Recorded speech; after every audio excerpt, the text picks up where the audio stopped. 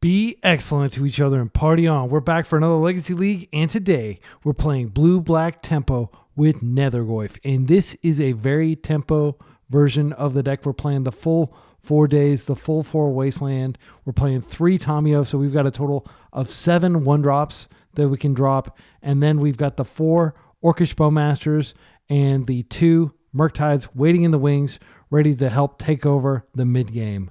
We have 2 Brazen Borrowers to deal with problematic permanents, and we have 3 Thoughtseize, which is just so strong against control and combo strategies.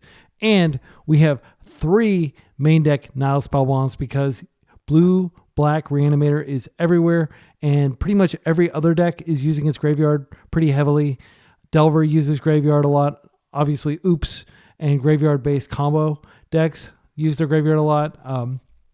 Cephalid Breakfast with Nadu. So Nile Spellbomb is just a really good card to be playing. And the floor of this card is, okay, you get rid of some cards in their graveyard, which are most likely not going to matter in some matchups. Like, let's say you're up against Stoneblade or Death and Taxes or some deck that barely uses a graveyard at all.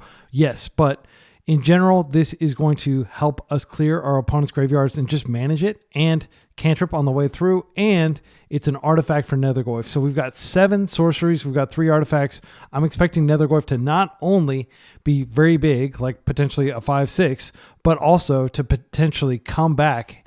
That's right, Nethergoyf has an escape cost, and you can keep bringing him back. So instead of playing a lot of bigger mana cards in the main deck, like Kaito, we're going to rely on using our mana for Nethergoyf and Tamiyo and making use of them. Mana base is standard Blue-Black Tempo mana base. We've got all the cantrips. We've got the forces. Sideboard is very anti-Eldrazi. This deck is probably the best equipped Tempo deck other than maybe straight like Blue-Red Delver for beating Eldrazi, because we can deal with a lot of their nonsense and we can put a legitimate clock on the table and then potentially waste them while we beat them with that clock. So we do have the 4 consigns, and we do have the 1 Harbinger of the Seas to disrupt their mana. Against red strategies, we've got the 3 Hydroblasts. Against combo, we've got the Force of Negation. We've got a Dismember here as extra removal. This is also good against Magus of the Moon and Troll of Khazad-dûm. We have Snuff Out, which is really good against Death and Taxes and Nadu strategies that aren't playing black creatures. We have the 2 Kaitos, whom we can bring in post-board against control decks, and a Barragoyf, also good against control decks. And we have an Engineered Explosives for Chalice decks, Painter, anything that's putting a whole lot of similarly costed permanents on the table. This might even come in against Blue-Red Delver. All right, we're going to play a full 5 rounds. As always, please leave comments with timestamps if you have feedback on my play, questions about decisions I made, anything. It not only benefits me, it benefits everyone else reading in the comments. See you in round 1. Round 1, we're up against an unknown opponent with a Nethergoyf hand that has double Wasteland, and it has Nile Spellbombs. You know what? I think this is probably okay. Yeah, I'm not sure what they're on. I think this is probably okay. If they're on like a Storm combo or something like that, that's going to be kind of embarrassing, but they could be on anything. This is really good. If our opponent is mulliganing to 5, okay. Hopefully these Wastelands will pull some weight. We can get the clock going. I think that's not necessarily a mistake. Gosh, I am worried that they're just going to storm off or something, and we're going to wish we had this Brainstorm in hand. I'm just going to go for it. I don't expect Wasteland out of a deck that mulls to 5, especially not when we already have a threat on the table. And next turn we'll play our Nile Spellbomb. Hopefully we won't just get destroyed here. If they're on Oops, we'll wish we played out the Nile Spellbomb. Wow, it looks like they're on Oops. Okay, Thoughtseize. Well, they can only take 1 of these, so they're going to have a lot of additional mana if they want to win this turn. Like Chrome Mox into Dark Ritual. I don't think they can win this turn. So now we can play with the Nile Spellbomb, and we can Wasteland them, and I think they'll be in a pretty bad place. Okay, they just concede. Great. We didn't even plan for Oops, and we just kind of randomly beat them thanks to the preponderance of Nile Spellbombs in our deck. So Oops is a Force Negation is coming in. I think we just take out the Nethergoyfs. They don't matter. Fatal Push doesn't matter. We're going to make our deck as blue as possible. Bowmaster is not great. They don't really draw cards. Consign could, or I'm sorry, Harbinger could screw them off colors. Kaito may actually be good because it is a win con and it's blue. We have plenty of ways of getting Kaito in through Orcish Bowmasters or through Tamiyo. Yeah, I think this is probably as good as we can get. There are some situations where you're like, oh, I wish I could, fatal push that creature they hung out there, but I don't think that'll come up. I'm trying to think if Engineered Explosives is good against anything. It can blow up their Moxen. That's about it. I think we just run it with this. This is a hand that loses on the draw. We need to mulligan this. We can't count on them having slow hands. This is pretty good. I'm going to keep. I'm going to put back Merc. Probably won't matter. Tamiyo can potentially help us draw into stuff. But although we'll probably need to keep Consign up initially. Unmasking. They're just going to take our force and then probably win. Pedal. Dark Writ. There's the Spy. Gosh. Protected turn 1. Yep. We'll take a look at their hand, or their deck. They've already seen our hand. We can just have 6 and see if they screw up something.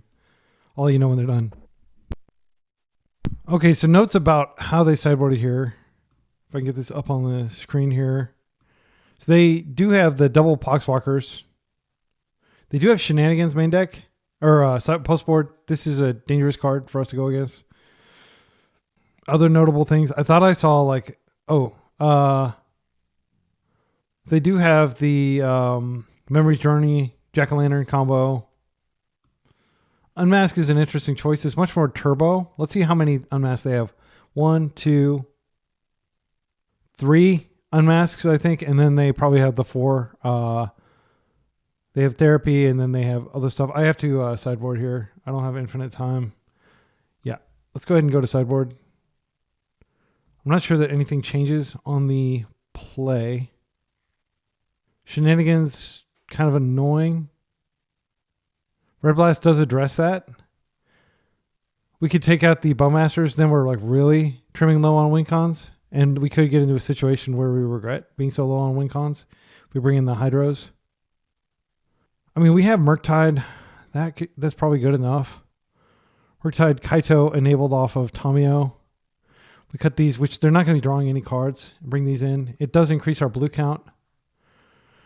And I'll just have one of these in. I actually think Nethergoyf is probably actually better than Bowmasters, because at least we can play it out and it'll do more damage. Like their deck just does not draw cards. It basically wins with whatever its opening hand is. This is pretty good. Yeah, double force, Consign, Hydroblast, Thoughtseize. I'm keeping this.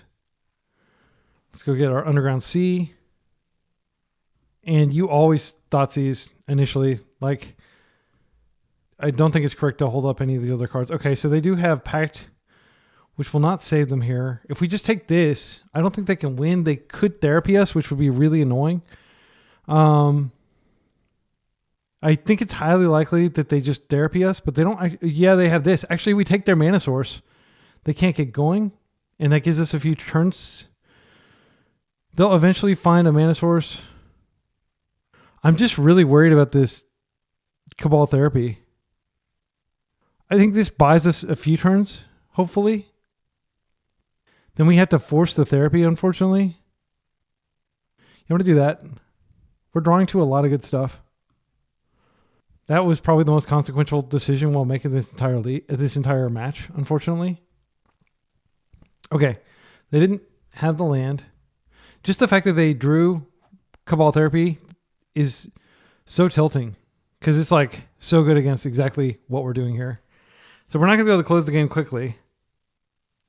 They're going to have to go to discard. Let's see what they discard. Poxwalkers, that makes sense. Daze is pretty good here. We're just going to chill. We're looking for a win con. See what they discard. I want them to discard Therapy. They discard the Spy? That's freaking crazy. They must have drawn a different one, or they have a reanimate effect. Okay, we're just going to chill. We don't have to discard yet. This favors us, but only slightly. I think this back and forth. Okay, Dread Return. That's a card they want in their graveyard. Okay. Play a land. We got lots of interaction up. Felmire. This is going to be a one-shot land. I'm definitely going to waste the heck out of this. We could just daze this and get the Elvish Spirit Guide out of their hand. We only have one daze, though. I'm worried. I'm worried because they have Pact. We want to kill them on their own Pact. They may have a subsequent interaction spell.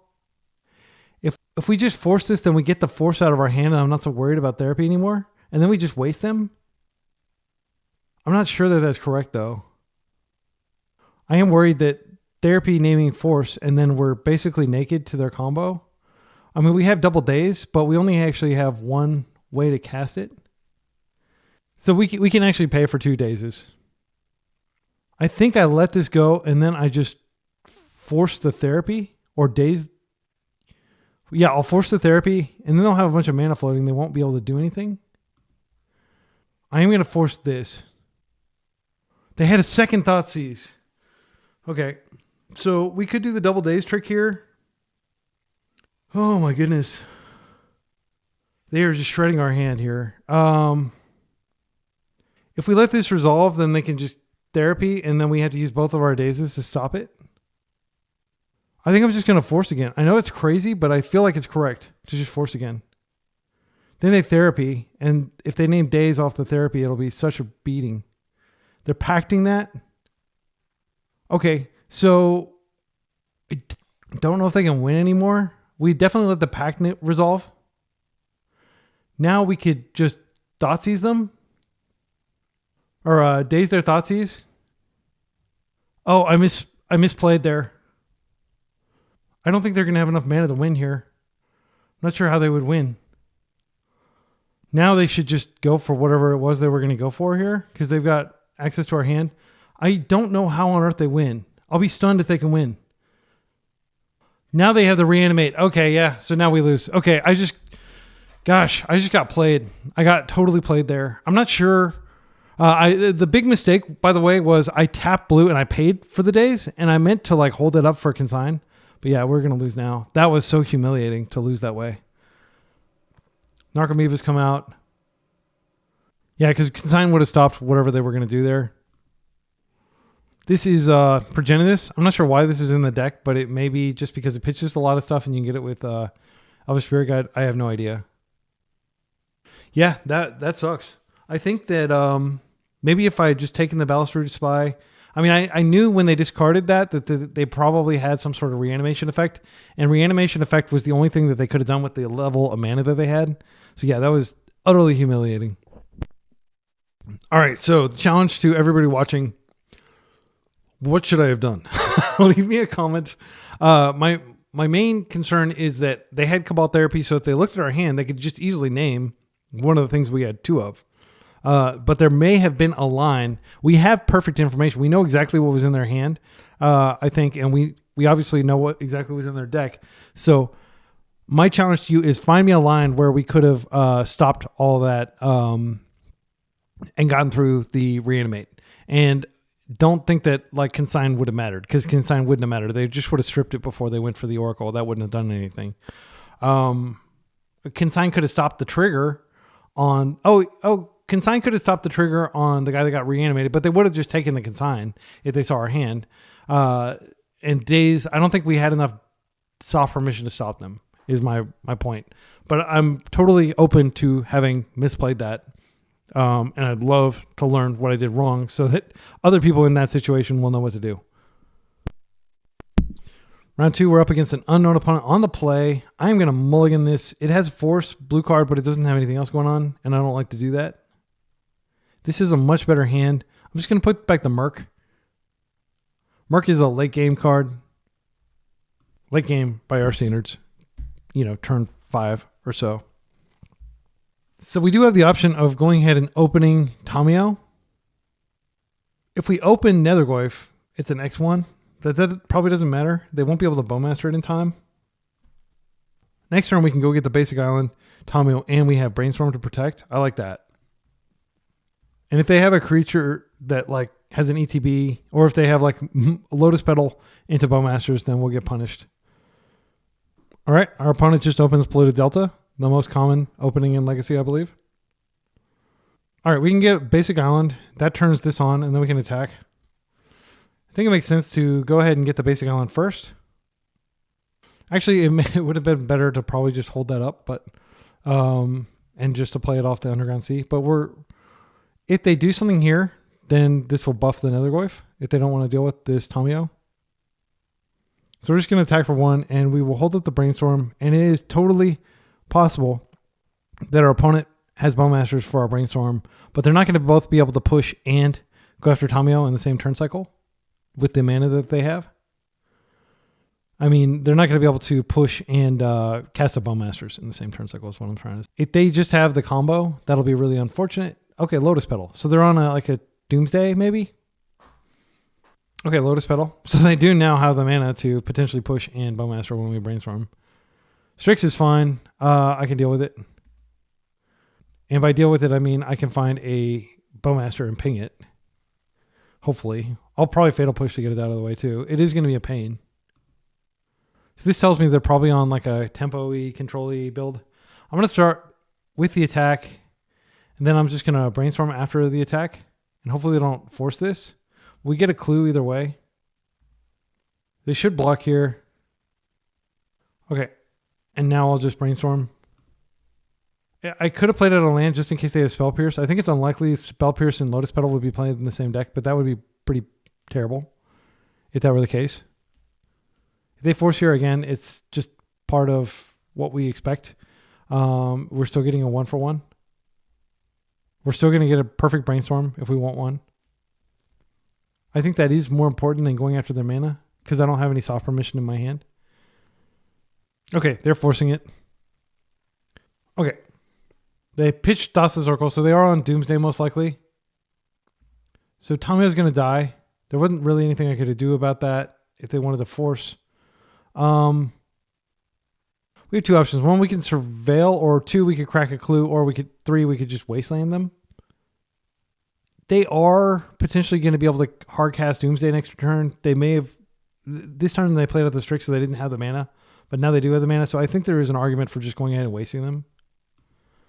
I'm going to take them off this because if they daze this, I want it to be painful for them. All right, and we'll just chill for a turn, and then we can waste them again next turn. But it makes sense to go after the mana at this point. They don't play a lot of land in Doomsday. Okay, they do have another land. So their own Tamio, that's fine. That'll get irritating pretty quickly. They need to preserve their life total. I like Baleful Strix as an innovation in Doomsday to just kind of like preserve your life total. Now that they have Tamio, it does feel like we need to take the initiative. I think what I'm going to do is I'm going to start by cracking here and see what I get. If I can find a Fatal Push. Okay, great. I think we just swamp Fatal Push and we hit the Strix and start going after the life total. They could have a daze here. Yeah, against Doomsday, you do want to go after the life total, in my humble opinion. Like this Tamio will give them clues and stuff, but we have to eventually clear this Strix somehow. They could fetch daze. Okay, they just let it through. All right, we can attack now for 3, and they'll drop to 14, which means there'll be 7 post-combat. Maybe lower if they fetch before they Doomsday. And then we have, Murktide next turn. I mean, I'm not loving our position, but we do have a clock. So they can definitely attack, create clue, draw, or they can just hang on to the clue to crack another Doomsday pile. I'm definitely wasting them in this turn. Okay, Thoughtseize is pretty good. I think it's important to... Well, I think I'm going to go ahead and Thoughtseize first, just to see what they have. And maybe they get antsy and do something. If they fetch for some reason... Okay. Just a bunch of Force of Wills. That is totally fine. That means that we can't take them off Force of Will. We take them off Dark Ritual, and then we waste them. Then it's a little harder for them to get where they need to go. I think I like that plan. They're floating. Okay, they're cracking. They're just going to crack this clue. Okay. They could have drawn a daze off that. I think I want to go ahead and put this in play. I think I want to attack first just to maximize damage. And I'm not going to like hold this and hope to draw a Force of Will. I'm just going to try to turbo them. This will also make it so they can't attack him with Tamiyo. Let's take a look at our graveyard. So 1, 2, 3, 4. We could exile just like, yeah, an instant and all the lands. I think will be fine. 1, 2, 3, 4. I will put the Brainstorm. Yeah, I'll hang out a Brainstorm just in case I somehow flip Tamiyo before the end of this game. I think it's extremely unlikely. They may force this. They are forcing to 8. Okay. Their life is running out. They did pitch a force to that. They drew all 4 forces this game. Bobble. That's fine. They can use Bobble to... Okay, they can flip Tamiyo now if they want to. I don't know that they want to, but they may want to actually because they don't have a lot of mana to crack clues here. So what they have to do is they have to wait till my turn and then they can Bobble twice. They're creating the clue. So their hand is Force of Will. They may draw a blue card to go with it. But Doomsday not famous for playing a lot of removal. All right, Spellbomb, not the worst. I can go ahead and crack it to speed up the clock. I think it doesn't do anything here. Oh, actually, yeah, we can put a land in there too and do 5. That's great. And we can get the Surveil in. Actually, we might be able to Surveil. We're not going to be able to Surveil into anything extra, but I am going to go ahead and Surveil now. And I assume they're going to flip Tamiyo, but that's not even like that great of a play. In fact, they probably actively don't want to flip Tamiyo now that she's just going to debuff a little bit. I think this is actually something we keep. I mean, what could we draw that's better than this? I actually think a Daze would be the best draw in the deck. I think I'm going to put that in the graveyard. If they kill this, we can just bring it right back, which I love about Nethergoyf, by the way. Unless they're magically playing white. They Doomsday, they're basically going to 1. Because like they function, well, I mean, they have force in their hand. Yeah, they are going to go ahead and look at a random card in our hand. And they're going to look at the top of our deck. They can hold back Tamiyo as a chumper for a turn if they do find a line. They're going to flip her actually immediately. So they're not even going to be able to attack with her. That's pretty bad. Okay, she flips. She's not going to save you. You need something else to save yourself. Okay, Bobble. Bobble. I've never seen a Doomsday build play so many baubles. I think we can probably bring Nethergoyf back as a 3/4 if we need to. So it'll be a threatening permanent again. Maybe they do play Fatal Push and they're hoping to dig to it. Okay, our own Fatal Push doesn't do anything here. This is the Fatal Push. What is this? They're just cracking a clue? Okay. All right, and I think they've conceded. Oh, okay, there they go. All right. So against Doomsday, first of all, we have a great matchup against Doomsday, I think. I mean, Consign's okay. I'm not even sure if we board anything in. These now Spellbombs are not good, so we do want to board something in. I think maybe we board in a Force Negation and a couple Consigns. Consigns do stop the trigger, and they pitch the Force. Fatal Push is pretty bad. Like, they did show us a couple things that could be killed by Fatal Push, but I think what's probably going to be better is Dismember. Nethergoyf will get the job done a little quicker. Harbinger might be worth bringing in just to disrupt them. I mean, maybe Kaito is good. He's a blue card. And, I mean, if the game goes on, let's see, he can draw his cards. So he's kind of a card draw engine. I think that's fine. I think it'd be a mistake to bring on all the consigns. We haven't seen like the One Ring or anything like that. We can snuff Tamiyo. That might be worth bringing in since we cut the Fatal Push. Yeah, I think I'll bring in Snuff out because it's just a clean answer to Tamiyo. And our life total most likely does not matter. They could board in a bunch of Nethergoyfs and Murktides. Sometimes people do that. Nethergoyf is a spell that you can cast off of Dark Ritual. I'd say our best threat is Orcish Bowmasters, judging by the sheer volume of baubles in their deck. I mean, one card we could take out a basic swamp here, and we could bring in a Kaito. I think that's fine. This hand is disruption heavy if they don't go for it immediately. Like Wasteland is a plan against them. They do need their lands, and they do spend usually a few turns setting up. You can also potentially just waste them out to where they can't win off of their pile, depending on how greedy they are with their pile. A lot of times they'll put Lotus Petal in their pile. Brazen Borrower doesn't really do anything against their deck. It is an attacker. I like the Brainstorm though, and I like the Daze. The Daze with the Wastelands feels potentially good. This doesn't have any of the classic disruption spells like Thoughtseize. It doesn't have a clock. I think that is rationale for putting it back. The island is basically a dead card. Undercity Sewers is actively bad. Like you don't want to really play it out. Yeah, I think I've convinced myself to mulligan this. Our opponent is not mulliganing. All right, this is a disciplined mulligan. I like this a lot better. I think we put back the Borrower. I mean, it is an answer to a problematic permanent. Maybe we keep it and we put back one of the Brainstorms. Yeah, I think I'll do that. Because we only need one Brainstorm to flip Tomio unless they're willing to force. Which they may be. They were last time. Okay, they're fetching here. Do they have the turn one? Dark Ritual. Doomsday. All right, we're gaming. Just going to F6 through the turn. There's nothing we can do here. Actually, I shouldn't F6, but like any Doomsday pilot should assume that the opponent is smart enough to counter the Doomsday. Like you always fight the Doomsday on the stack, in my opinion. Like an experienced player will figure out a way to like check all the boxes to where they can win after Doomsday is resolved. So it could be that our previous hand with double Wasteland would have been the one to keep based off of their explosive start. It could be that we could have mulliganed to a force. All right, I suspect our opponent is new to Doomsday because they spent more than 10 minutes building that pile. So let's see. Let's do our BCD FOP. So we got Brainstorm here. Brainstorm.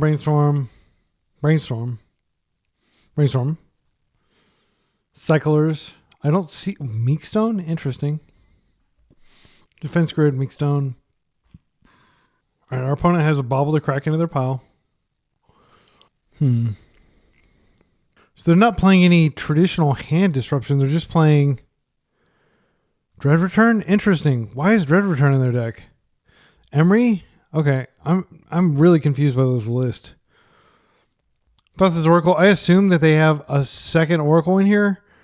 Yeah, that's really weird. Okay, let's count their petals. 1, 2, 3. Okay, so they're not doing a petal pile as far as I can tell.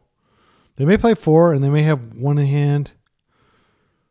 I don't know. All I know is with confidence that they... Okay, let's count their forces at least. 1, 2, 3, 4. Let's count the daisies. 1, 2. They may only play 2 or they may have 1. You can never be sure. Okay. So I'm going to assume that they have some way to interact. I don't think playing Tomio is correct here. I think it's best to like hold. And then what we can do is we can just Brainstorm and Daze if we need to. We may be able to Brainstorm into a force. But if they don't do anything, I do want to get a Surveil just to get a little deeper into my deck. But there's no point in like playing threats. Like there's no time, I don't think. Because they're going to draw a card immediately and they're going to be in their pile. It would definitely make sense for them to have Daze. So I think what I do is now Daze is pretty bad. I'm going to let this resolve. Baleful Strix. Okay, they're going to draw deeper into their pile. I think this is fine. Again, we just have to stop the actual Oracle at the end of the chain. Therapy. I think they don't know that we drew the Daze. They knew that we drew the Catacomb, I believe. So I think we just let this resolve. They're probably going to name Force. They can flash it back, and then I can Brainstorm to change the composition of my hand. Consign. Okay, they chose Consign. They're not going to win this turn, I don't believe. So I do think it's safe to put Daze and other cards on the bottom. If we need, like on the deck, I mean. 1 card in hand, 3 cards in deck. They haven't used their bauble yet. I've never seen a Doomsday build like this. So what they can do is they can therapy us in our upkeep, I guess. They may have like Jace, Wielder of Mysteries or something like that. So let's sewer. They're going to be able to see what we keep here if they want to with the bauble. Well, I'm going to keep a force. All right. So options. If we bounce this back into hand, they have to use mana deploying it before they can therapy. We could also potentially borrow the if they try to go for an early one. Oh, what do we do here? Yeah, I think I'm just going to play with the land they know about, and I'm going to pass. I just don't know what to expect here. So they know about the days. Okay, they're going to go ahead and take a look at my top card. Okay, so they have 1 card left in deck. Okay, they can surveil away the card they have left in deck if they'd like to. Okay, interesting. Narcomoeba. So what they can do, I think, is they're going to try to like Dread Return us. No, Dread Return's in exile. So they can use this to Cabal Therapy. But they only have 2 cards in hand, and they've already played their land for turn, so they're just dead on board. Like, I can just daze the Thassa. They know about that, daze. If I just daze here, they have to spend the mana, and I don't think that they can stop Thassa's Oracle. I'm just going to go ahead and fetch an Underground Sea so I don't have to bounce this back to my hand. It shouldn't matter. And we're going to go ahead and just float a blue here. And we're going to daze this. Okay, they let that go. They can pass to post-combat. I hope I'm not missing some key thing. I'm going to use this mana to brainstorm here. Okay, we found a second force and a consign. I think we won. I will be stunned if they can get through all that. These cards don't matter. Okay, I'm just going to force. I'm trying to think if there's any reason not to force. I think it is worth forcing, and then they're going to have to use whatever interaction they have here. Am I missing something? They're just dead. They don't have any cards to draw. All right. Well, we'll go to the next turn just in case. They said GG. Okay, cool. Yeah. All right. Weird Doomsday match. Let's go to round 3. All right, round 2. We're up against an unknown opponent. Captain Kirk 50. My second favorite captain. I think this is a keep. Yeah, I didn't want to keep that other one, but this has lots of interaction if they're on a combo deck. I don't think we need both Thoughtseizes. I'm going to put one back just in case they're on a fair strategy. Like if they're on Delver, I'll really feel having the second Thoughtseize. So this is a pretty well-rounded hand. Island strategy. Tamio.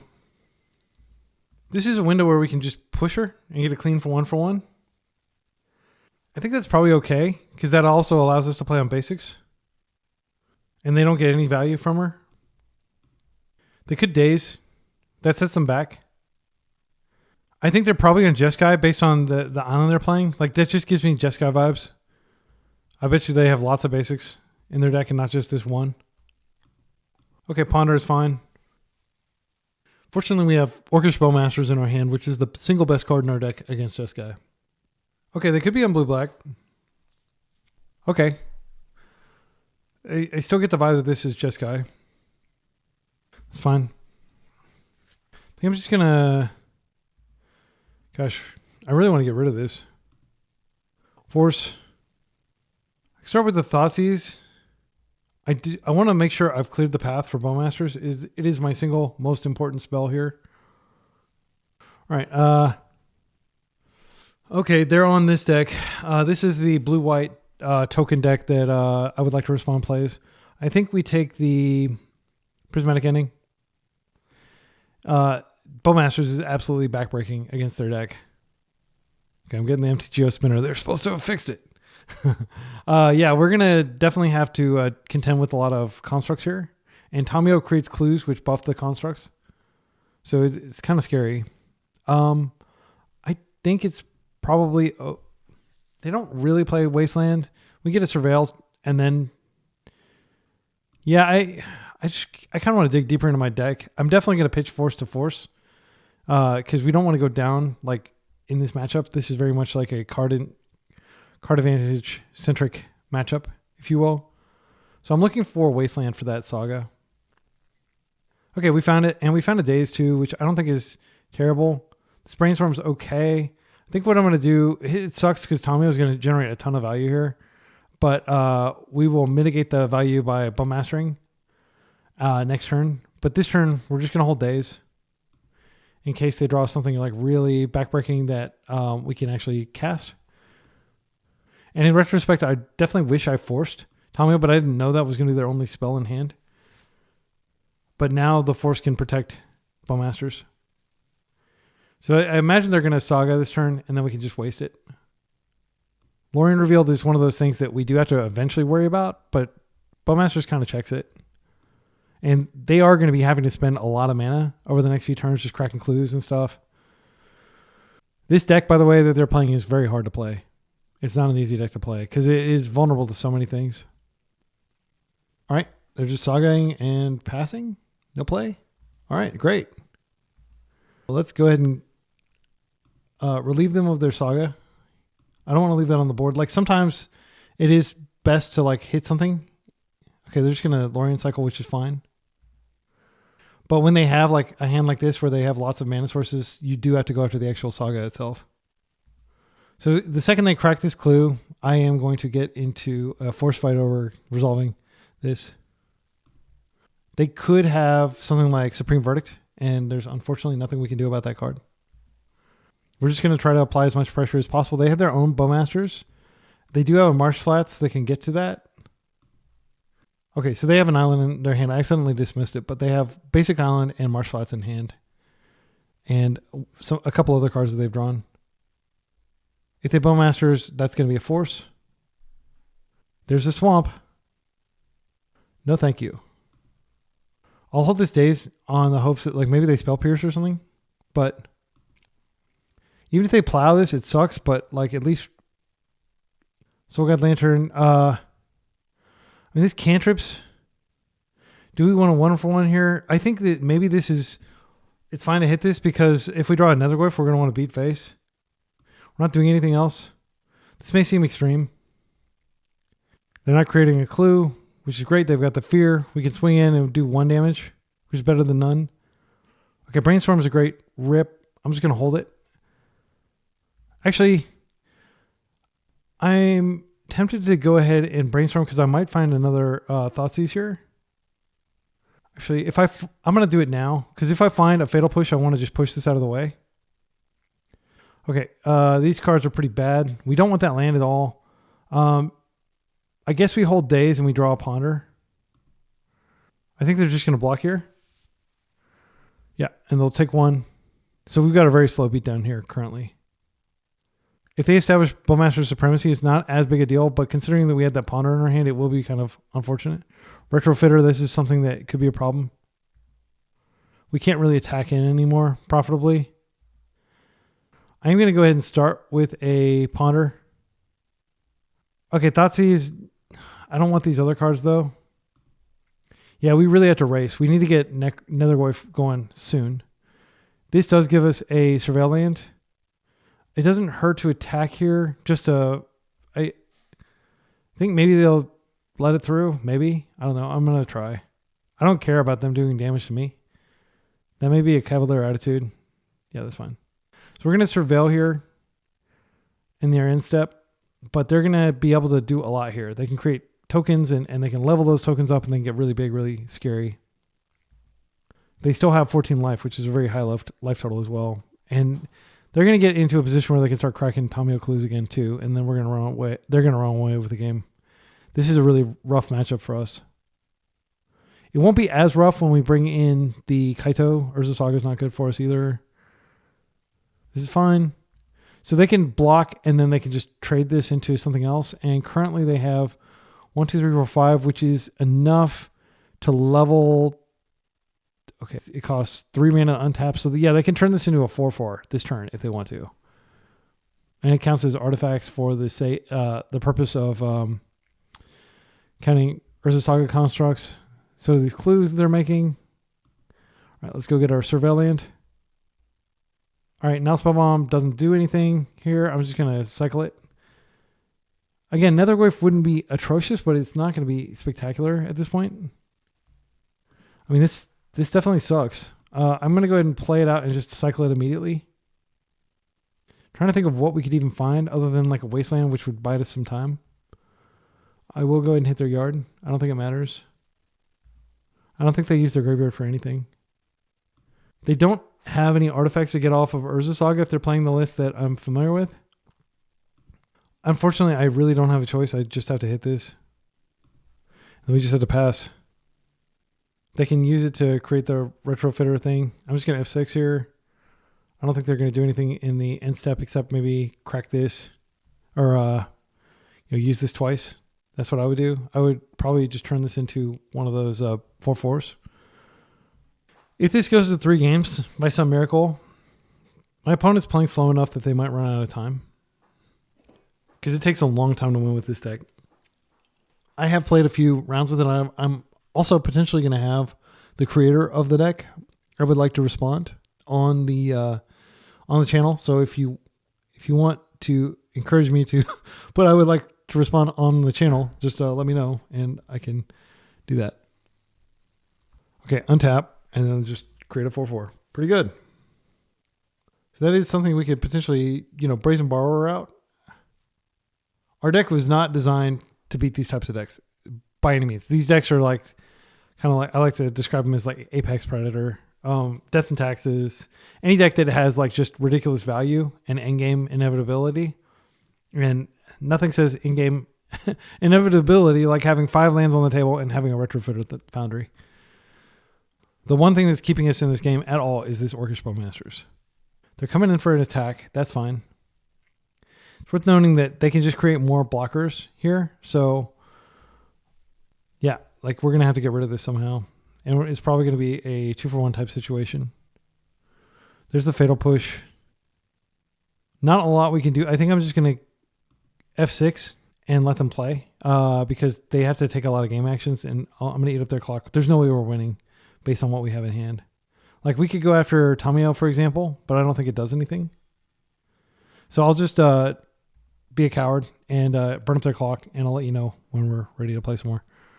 Okay, my opponent can't really attack in profitably. I think this is a window where we could try to go for killing Tamiyo. Just because if they do remove the Bowmaster, the Tamiyo will run away with the game. I don't think this matters at all, like what we're doing here. But maybe, okay, yeah, they're not going to do anything. This is all they need to win the game, and there's nothing we can do to remove it. I am going to go ahead and attempt to brainstorm, and if they just Bowmaster me into oblivion, that is a possibility. Murktide actually isn't the worst. I think I'm going to put these 2 back, and I'm just going to go ahead and play out this Murktide. Because Murktide is reasonably large, and it just represents, yet another wall. Okay, so we can go 1, 2, 3, 4, 5, and then we preserve the power and toughness of Nethergoyf as well, and we've got an 8/8. So this actually is a path of winning. Like they can create tokens and block. It's pretty tedious the way they can do that, but okay. So it's not any form of inevitability, but it is a wall that they have to attack through here. So I'm just going to F6, and I think they're going to create like a flyer. They can create a flyer every turn and just always chump Murktide if they wanted to. We are also at 5 life, so they could just, do a big alpha strike. Yeah, it's crazy that a 1-mana card just solos us, but it does over a longer period of time. That's one of the beauties of this card. I do like this card a lot. And when I attack, they can just sacrifice this to create another one, like to create another one of the big constructs. I think I'm just going to play another Nethergoyf and pass. We could attack in and it just doesn't change anything. We're still losing the game. It's possible that something like like every turn cycle that passes, they potentially create another construct. They're instead opting to create more of these flyers. This is also a reason why you shouldn't bring in Barragoyf and why Barragoyf's not that great of a card, even though I spent like $20 buying a Barragoyf the other day because I didn't have one and I wanted to play him in my blue-black control deck. Barragoyf just like they can just sack it and then there's no combat damage dealt, so you don't gain the life. Okay, they are doing something here which does give us some utility. So our Orc Army will get a little bit bigger. If they find like Supreme Verdict or something, they can just wipe the board and then rebuild with this. It takes a long time though. And it's important to note that if I target these, they can just sack them.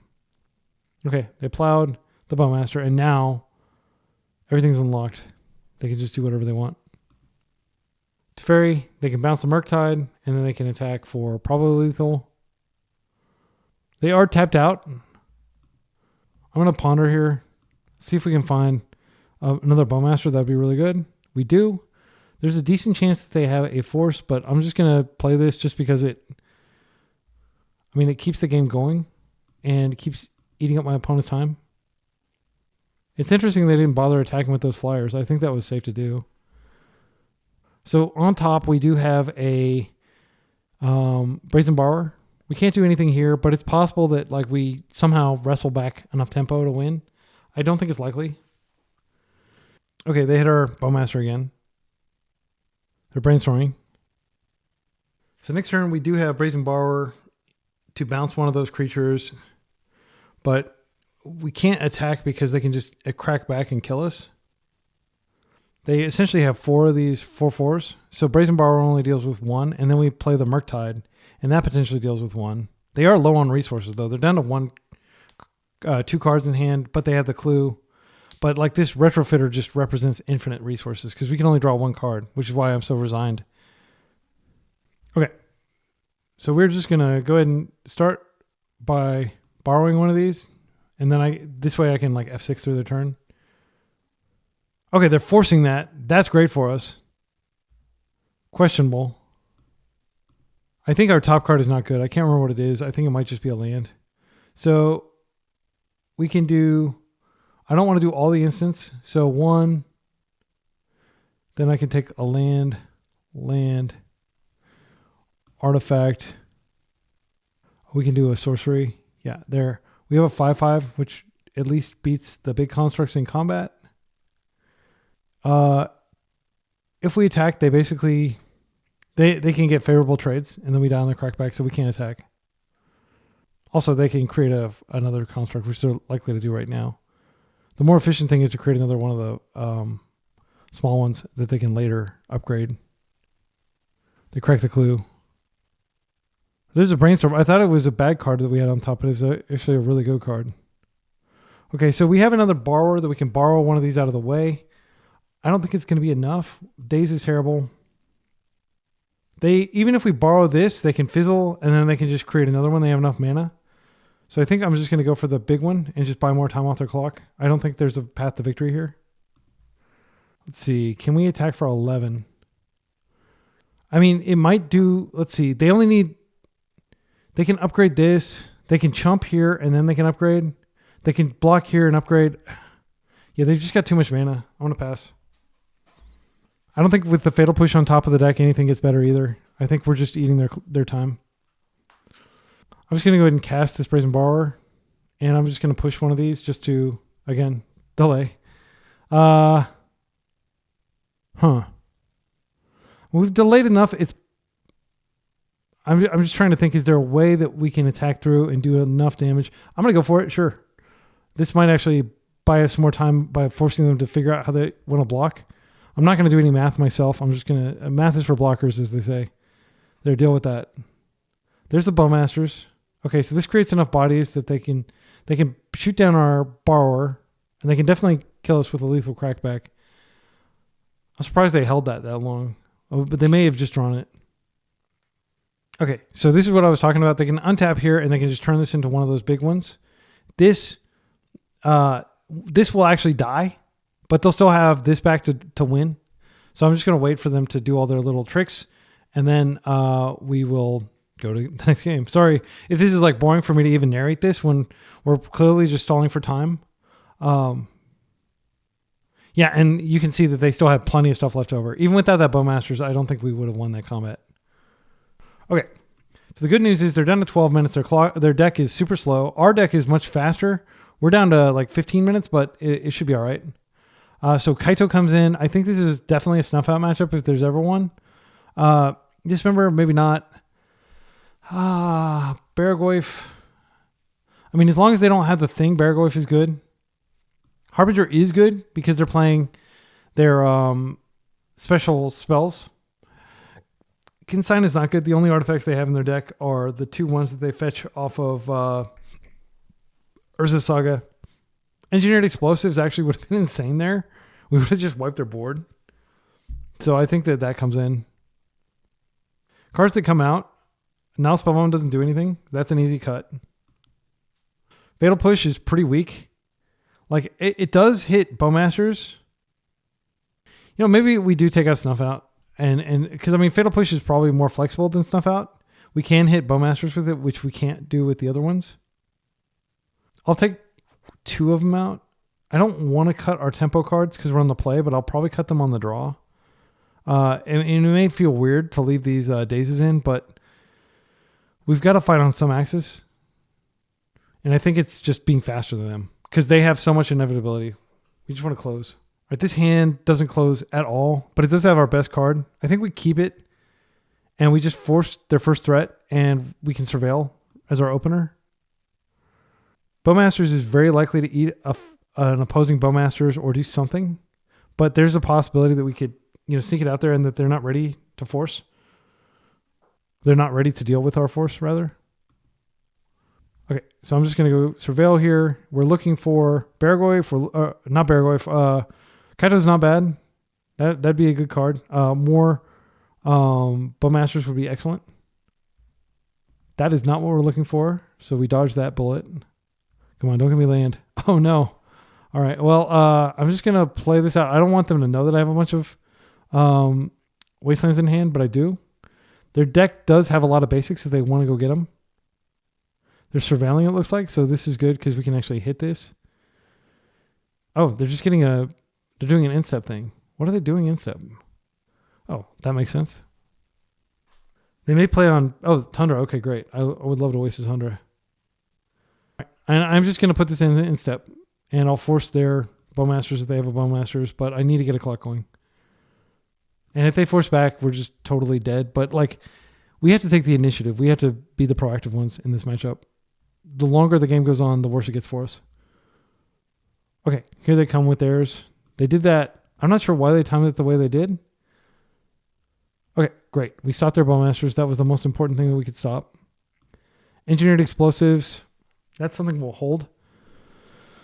I mean, sadly, if we put Wasteland out, they're just going to know that they shouldn't fetch non-basics. Their Tundra, we know they have a Tundra in their hand, and we're going to snag that, but yeah, I just want to make sure they make the Tundra as a land drop so we can interact meaningfully.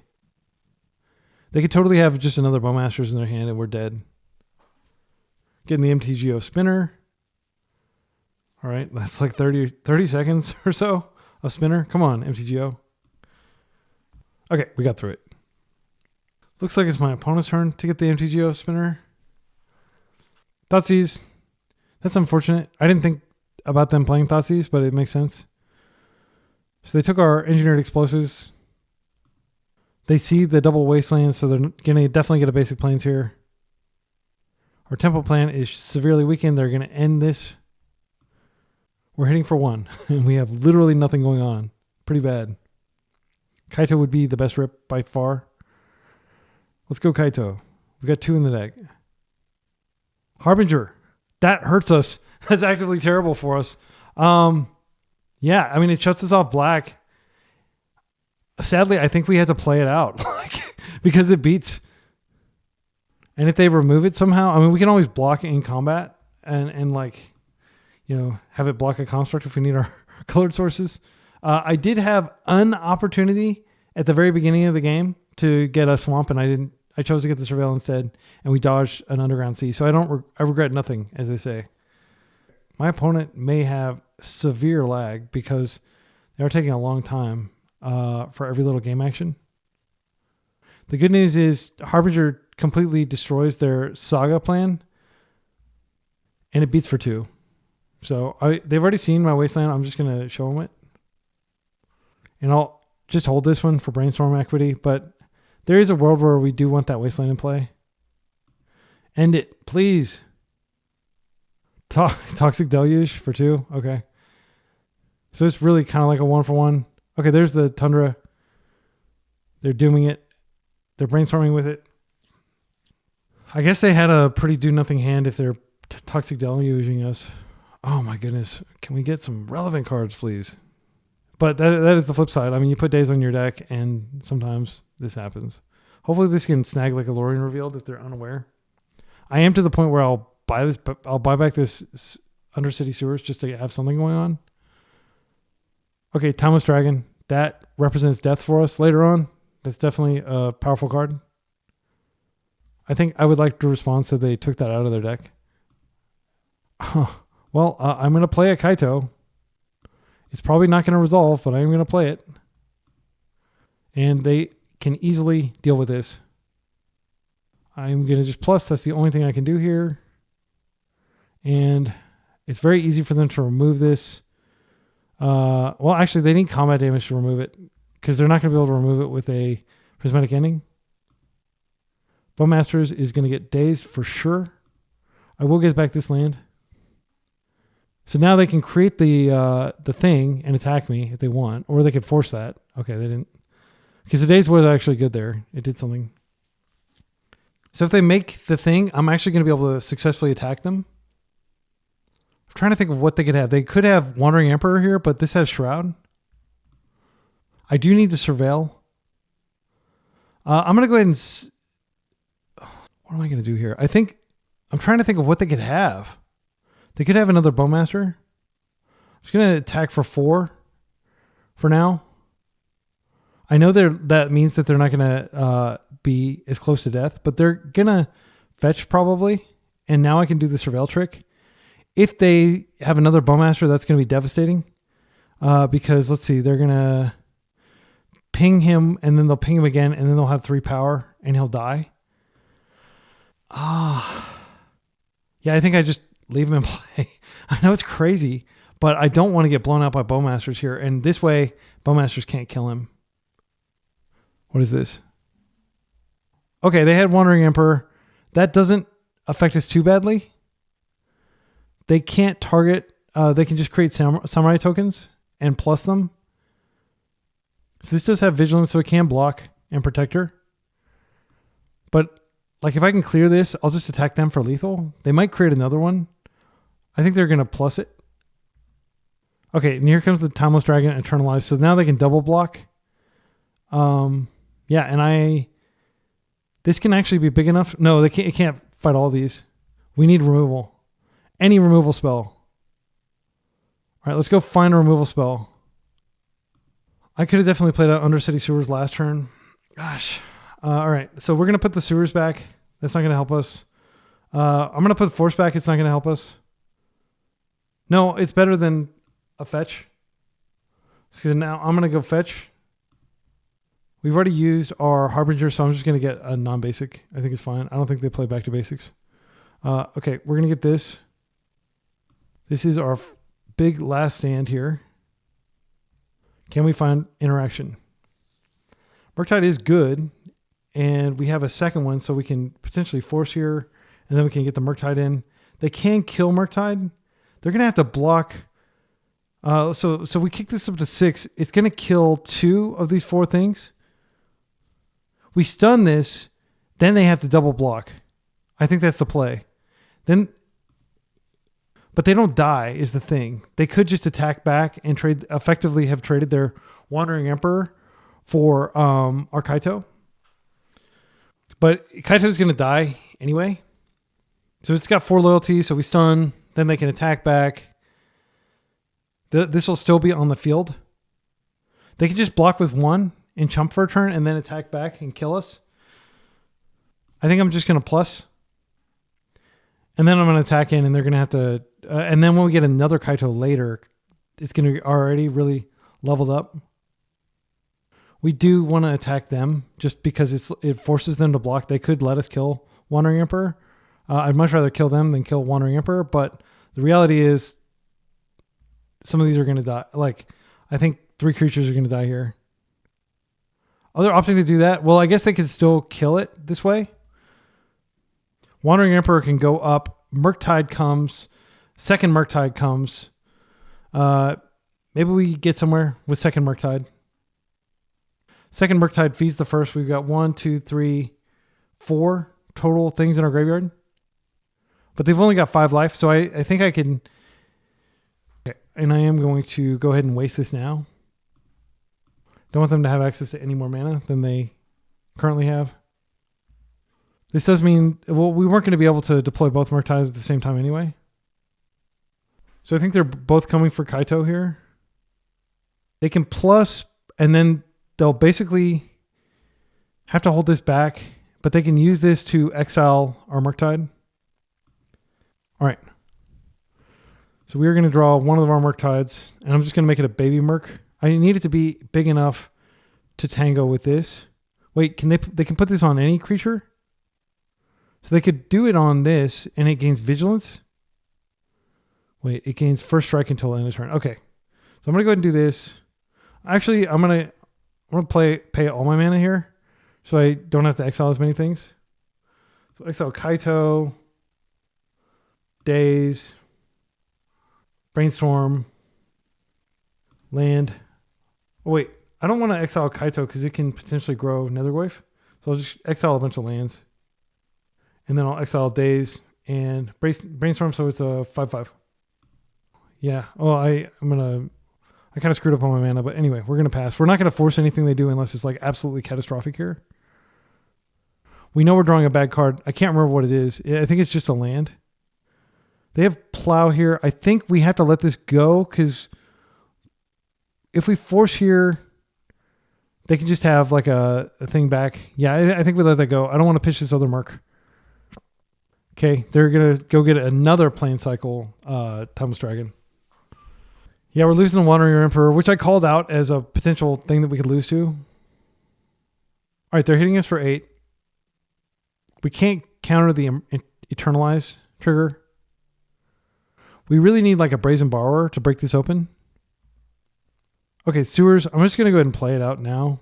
See what we're going to dodge. I definitely want to dodge that.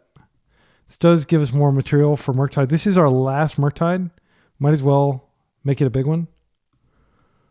1, 2, 3, 4. I'll just pay mana. I don't really care. Okay, it's a 6/6. It can tango with this one, but it can't tango with this.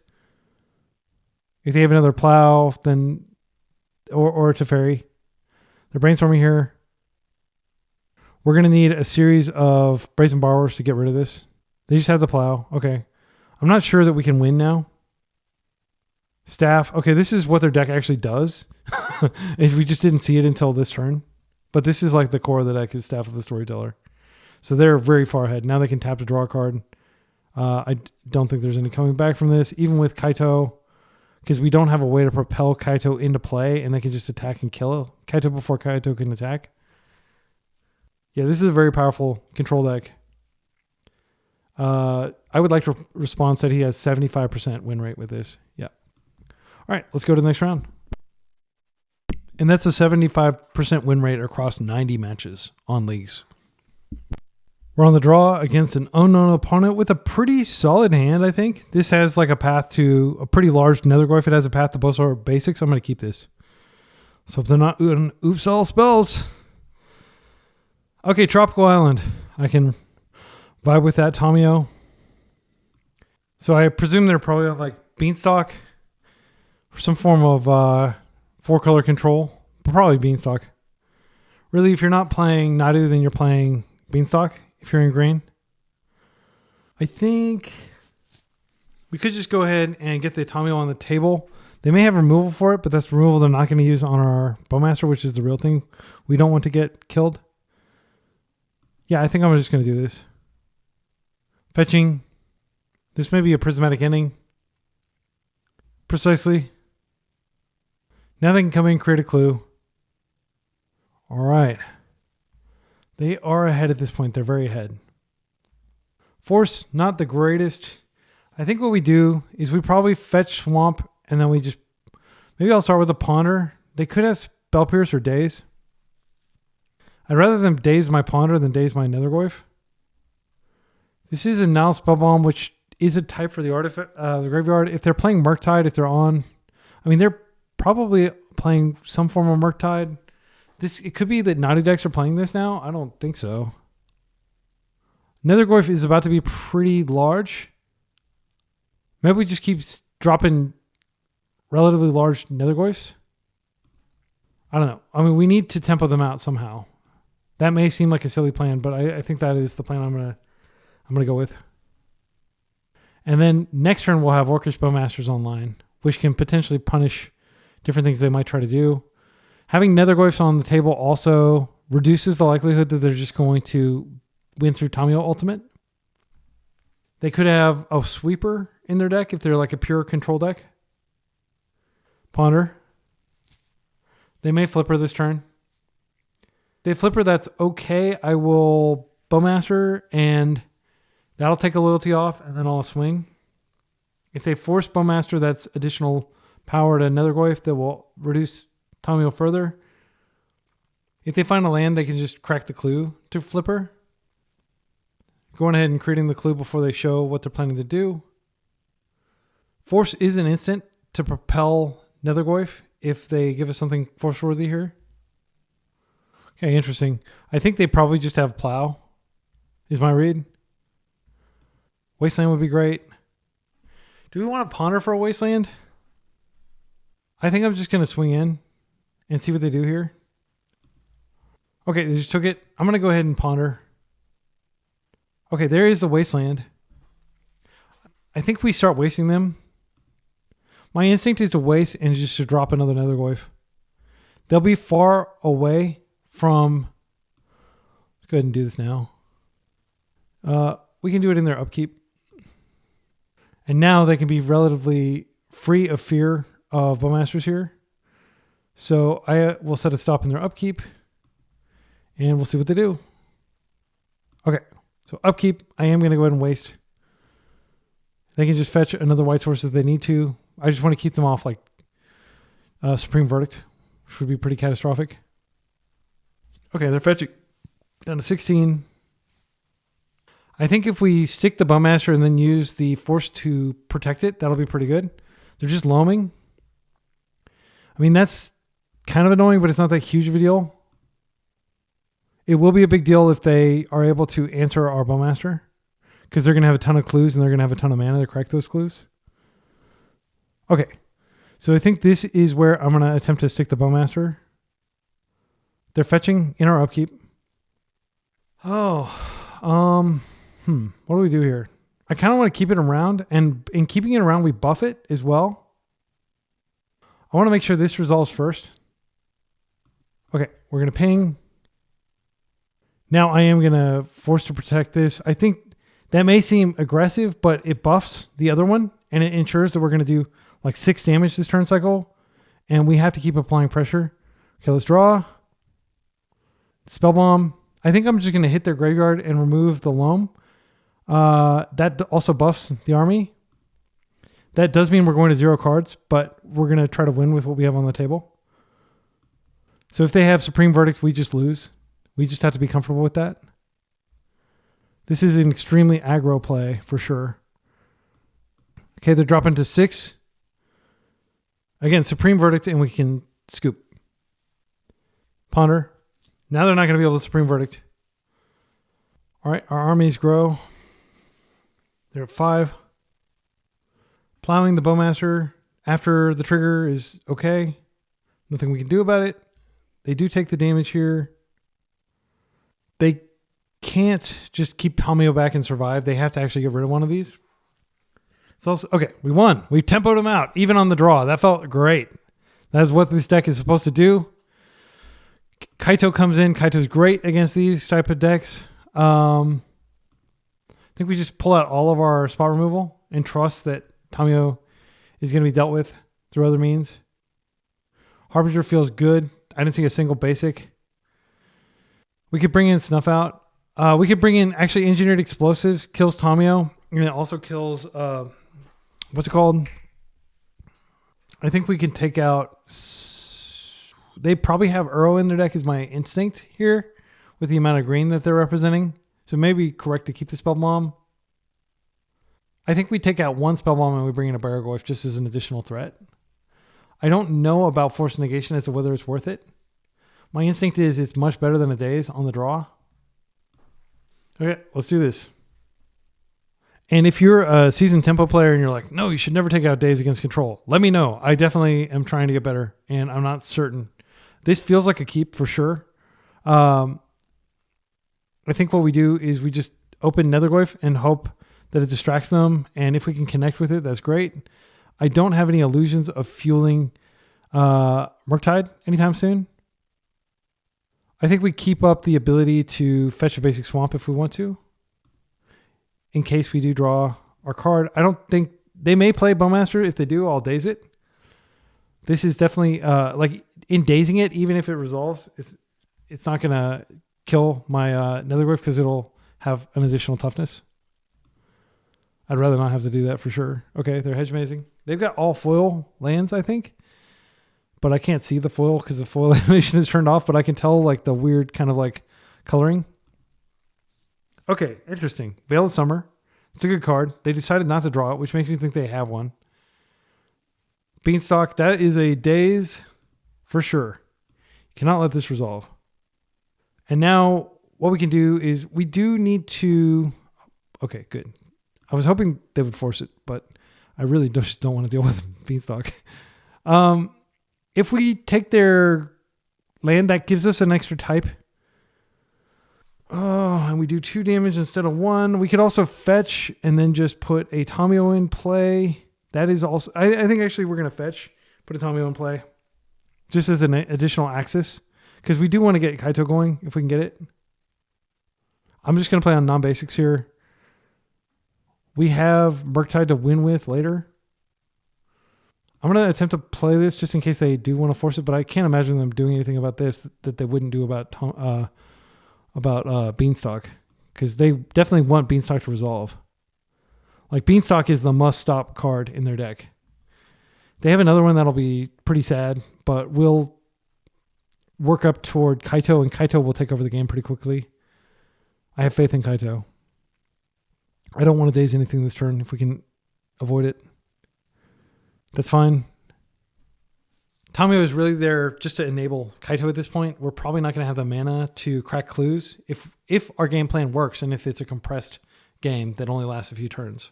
Okay, they're probably going to get a white source here. Tundra, it is wastable. I'm going to go after their Tundra, by the way. That, like, you always waste white. That is fine. All right, so we can create a Tamio clue and still have days up and get rid of their white. Keeping constrained on white. I think that's worth doing. We're still pretty far away from getting Murk out. Yeah, I'm just going to cut the white is my instinct here. If they loam, that'll suck. But, we're at least stacking up clues and getting... Yeah, I mean, it'll suck. There's no silver lining to them having loam. It'll be terrible for us. And I'm just going to do it now. And we'll pass. I don't expect they're playing days. Although some Beanstalk decks do play days. Like I used to play... Stifle. I used to play Stifle in mine, but not in the 5-color version. And it looks like they're like 4 or 5 colors here. So this is like the worst land of their deck probably. So cutting them off white is probably going to be consequential here. Are they going to Pyro here? Yep. Called it. Well, it's a 1-for-1. Okay, we can go ahead and put a Murk in. And it's just a 4-4. But it does bounce back to our hand to enable Kaito next turn. I think that's worth doing. I don't care about my graveyard right now. I care about getting Kaito into play as soon as possible. The other alternative, of course, is Clue. But they don't have a white source, and even applying a little bit of pressure is probably okay. Do we want to do that? That feels pretty weak, but I think we do. Yeah, I'm not sure about this play, to be completely candid. This might be a mistake, but it's a 4-4. It is attacking. We are doing something. I think cracking a clue and not doing anything would be probably a misplay. I mean, it's possible we find a force or something. They still don't have white. This is great. I mean, they may just pyro this in our upkeep like they did previously. Okay, they didn't. I'm just going to get Kaito in. I know that we're bouncing this Murktide to hand, but Kaito is such a beast. They can kill Kaito during our next turn, during their turn, they could blast him. Do they have a stifle? No. Okay, and now I'm just going to surveil. I'm going to immediately get value out of Kaito. This way, if they kill it, at least it was a 2-for-1. Bowmasters is insane. All these cards are great. I definitely want the Bowmasters on top because that's coming out next turn for sure. I don't think they play Thoughtseize. I haven't seen any black at all, so it's probably just a 4-color version. So I'm not too worried about them taking it out of my hand. But that is like something you could consider. That was kind of like a mild punt. Wow, Kaito is going to get to ride again. This feels exceptional. Wasteland. I don't think it's great here, but I think I'm just going to keep drawing cards. Did I bin that? I didn't mean to bin that. Oh, well. It's technically okay that I binned it. Yeah, we're just going to keep surveilling and getting card advantage. We've shifted from the tempo deck to the control deck.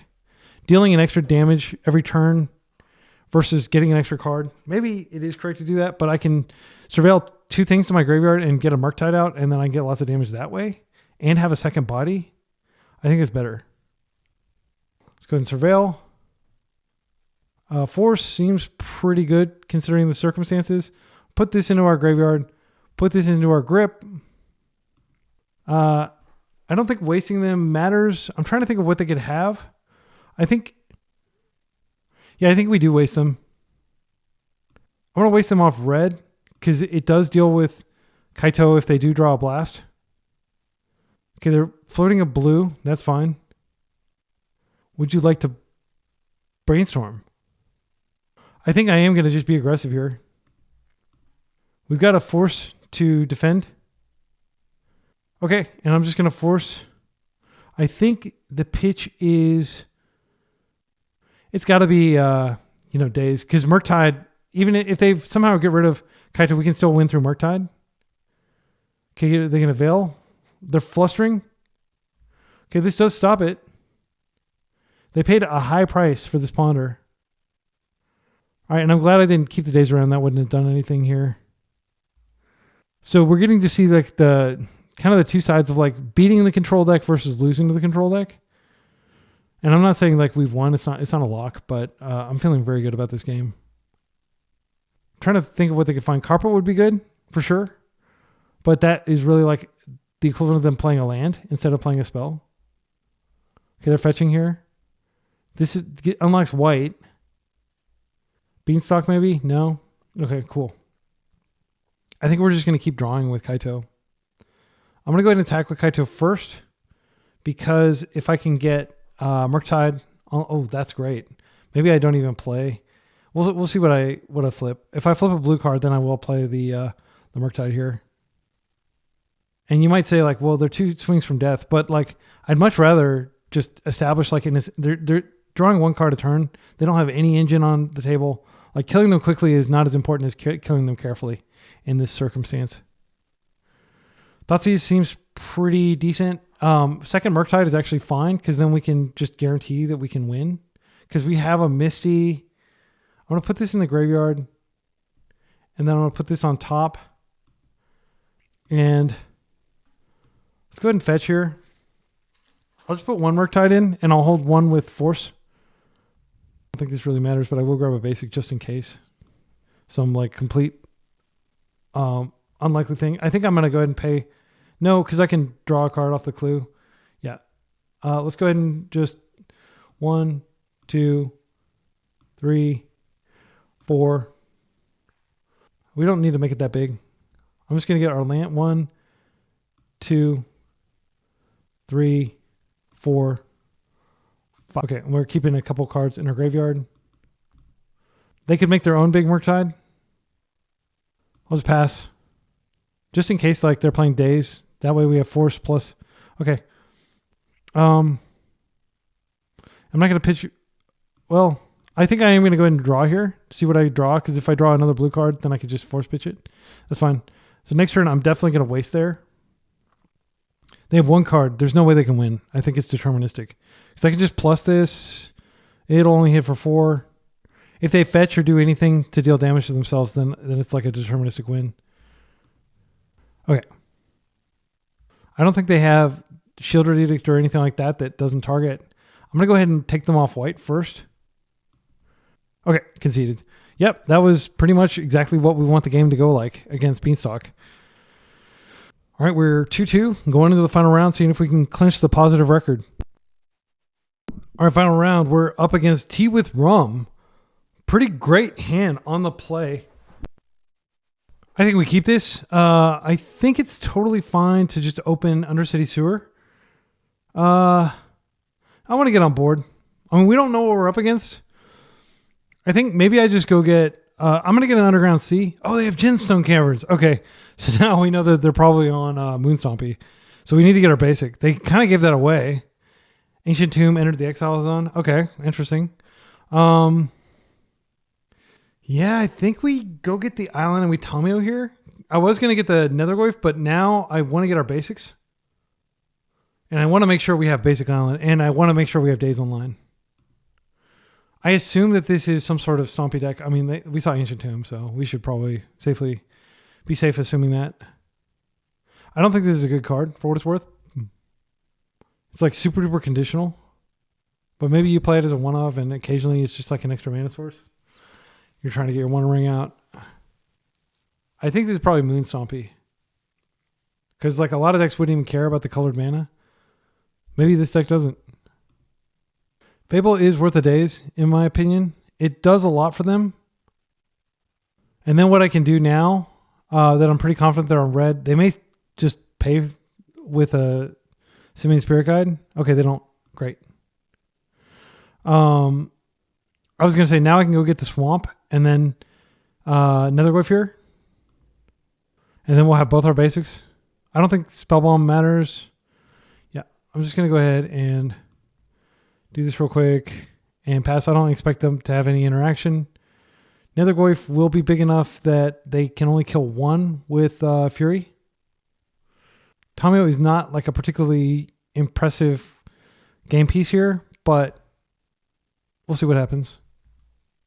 So Fable generates mana, it fixes their mana, and it gives them this incredible creature that can, like, you know, make copies of Chaos Adventurer and Barrogoyfs and Pyrogoyfs and all kinds of stuff. It's a scary card. Okay. One ring? Painter. Okay, they are on Painter. Interesting. Everything's blue. They are blasting my Nethergoyf. That sucks. That was what I was going to use to attack you. All right. Now Spellbomb may actually have some text in this matchup. We can't quite do anything with Nethergoyf yet, but we might be able to get up to that. Okay, so options. One, I think the safest thing to do is just attack and then hold up Brazen Borrower in case of absolute emergency. I think I'm going to do that. I don't want them blasting my basic island. Just that is something that happens sometimes. They can blast anything, including basics. So I'll start with this in play, and I'll just have this in hand. Next turn, we can play at the Undercity Sewer. And if we haven't used the Brazen Borrower yet, we'll be able to use that. We'll be able to maybe deploy the Now Spellbomb. But I'm going to make...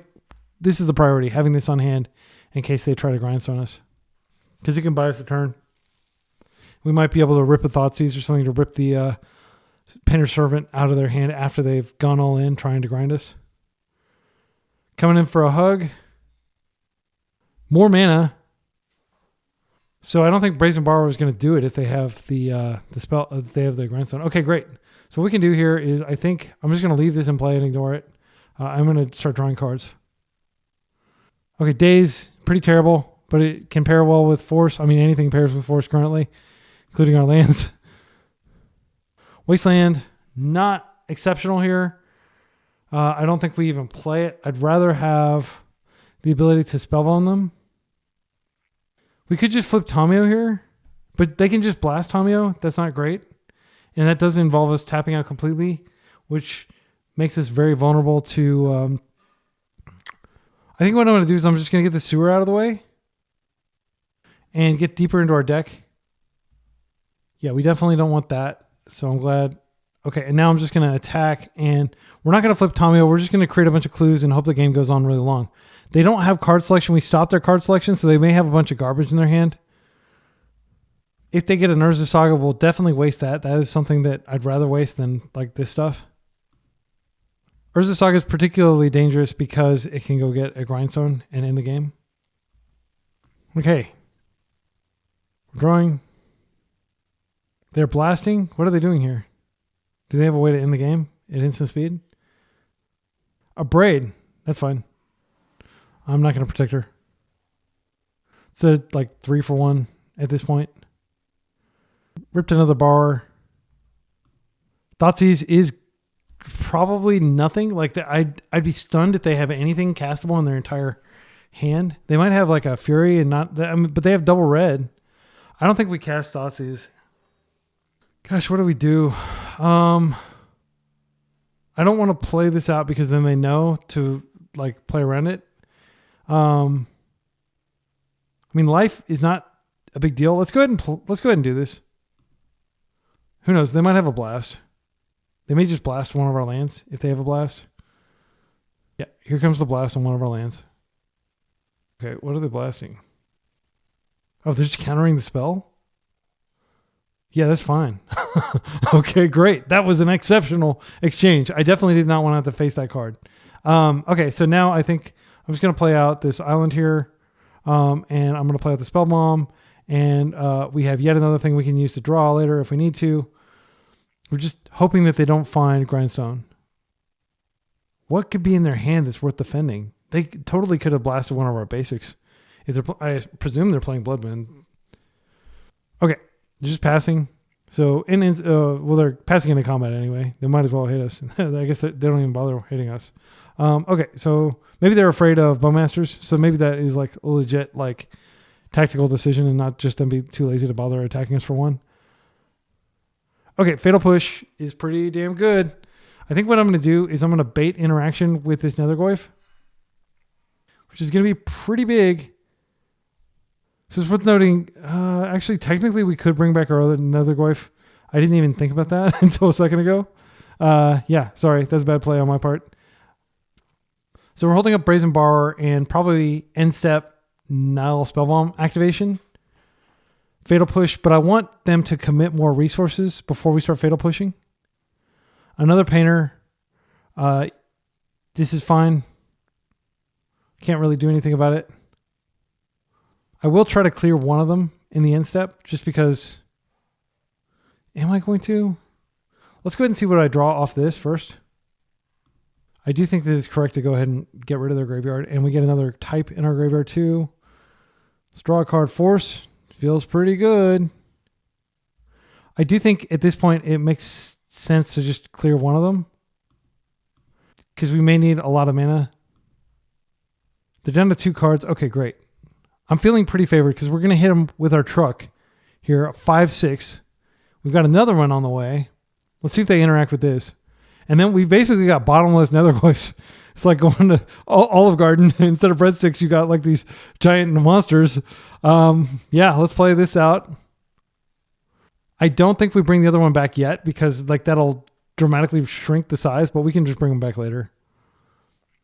I mean, we could technically flash out the Borrower and just have them dead on board. Not completely. Yeah, actually, we could have them dead on board because we could bounce one. I think that's probably too cute. Like, I think we could probably just take an extra turn or two. Okay, they're getting rid of their City Traders to get mana. That's fine. Sadly, I probably will have to force. Fury. Fury doesn't actually do anything here. I think we just let it go, and then we can borrow it out of the way. Unless I'm missing something here. Because we can borrow this out and we can borrow that out and then we can just kill. And we can do all this around. Okay, so here's what I'm going to do. I'm going to go ahead and start with a Borrower bounce on Servant. Now I'm going to do a Borrower bounce on Fury. No, wait, that's not lethal. They can Fury again next turn. Anyway, yeah, this was bad because I need to cast that out. I forgot. Like, I didn't have enough mana to do everything I needed to do there. Okay, we'll see. If we draw like a Bowmaster, then I'll feel like a genius. Let's go ahead and come in for a hug. They're at 1. there's nothing we can do about that. And then I am going to waste them off of this gemstone cavern. So that way they just have more restricted mana. And we can bring in borrowers if we need to. I just want them to Fury before we put these out. I can't imagine what they would do here. Okay, that was pretty clean. Nethergoyf, an exceptional card this entire league. Okay, so Spellbomb is actually not that terrible against them. Hydroblast is coming in for sure. I don't think we bring in Consign. I'm just not convinced that it's good. Also, or Colorless Spell. Okay, so this doesn't actually stop anything once Painter's out because everything's colored. I do think Dismember is worth bringing in here. They usually don't think to name black, but this can destroy, black stuff. I think Kaito is not great here because he just dies to blast. Harbinger does interact with, maybe we need Engineered Explosives. It can potentially hit Chalice if they're playing Chalice. It can stop. Yeah, it feels okay. Okay.